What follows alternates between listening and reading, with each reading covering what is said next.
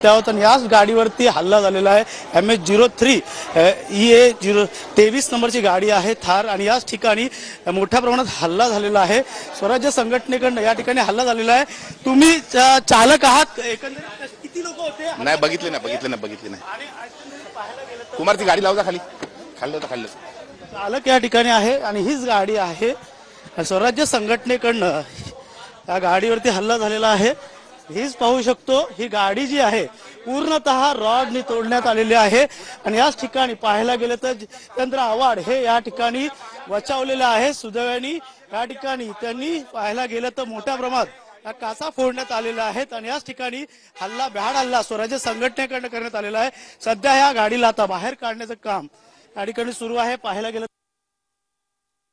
करण्यात आलेलं होतं आणि ही गाडी फ्रीवेच्या दिशेने ठाण्याच्या दिशेने येत होती आणि याच गाडीवरती हल्ला झाल्यामुळे या ठिकाणी स्वराज्य संघटनेने देखील संभाजीराजे संदर्भात केलेल्या वक्तव्यासंदर्भात त्यांनी स्वतः ठाम आहे त्यांच्या वक्तव्यावरती। मात्र ही आता सध्या गाडी जी आहे ते गॅरेजला चाललेली आहेत आणि या ठिकाणी बंदोबस्त देखील वाढवण्यात आलेला आहे। पोलीस बंदोबस्त या ठिकाणी मोठ्या प्रमाणात लावण्यात आलेला आहे। ज्या ठिकाणी गाडी हल्ला झालेला आहे पाहू शकतो, मागच्या सर्व काचा देखील फोडण्यात आलेला आहे। त्यामुळे या ठिकाणी ही गाडी सध्या तरी आता ह्या पार्किंग स्लॉट कडे चाललेली आहे आणि पार्किंग करण्यासाठी गेलेली आहे। या ठिकाणी पोलीस बंदोबस्त देखील मोठ्या प्रमाणात कालपासूनच वाढवण्यात आलेला आहे। तक्रार देखील या ठिकाणी कार्यकर्त्यांकडून करण्यात आलेली आहे। मात्र सध्याचं वातावरण पाहता या ठिकाणी जितेंद्र आव्हाड यांनी संभाजीराजे माजी राज्यसभा खासदार यांच्या संदर्भात केलेल्या वक्तव्यामुळे कुठेतरी स्वराज्य संस्थेच्या वतीने या ठिकाणी कालच त्यांना चेतावणी देण्यात आली होती। मात्र या ठिकाणी मॅडम तुम्ही काल तक्रार नोंद केली होती, मात्र पोलिसांनी त्याबद्दल पाहिजे तशी सिक्युरिटी दिली का? नक्कीच नाही। आता आपण त्यांची गाडीही बघितलेली आहे। अतिशय जीव घेणा असा हल्ला केलेला आहे त्यांनी डॉक्टर जितेंद्र आव्हाडांवर।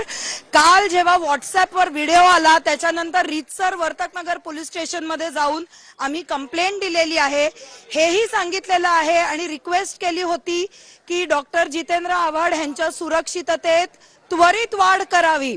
अजिबात त्या कंप्लेंटची दखल घेतलेली नाहीये आणि आम्ही आता हे उघडपणे सांगतोय की पोलीस यंत्रणा, गृह खातं हे कुठेतरी मिलीभगत आहे। त्यांना बरोबरी इन्फॉर्मेशन दिली गेली आणि डॉक्टर जितेंद्र आव्हाडांवर रस्त्यात हल्ला केला।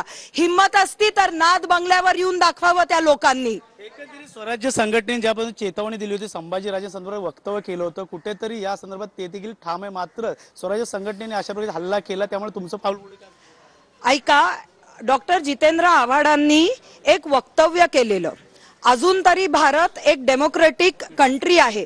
डेमोक्रेसीमध्ये आपल्याला व्यक्त होण्याची आतापर्यंत तरी फ्रीडम होतं, राईट? ते व्यक्त झाले, ती वैचारिक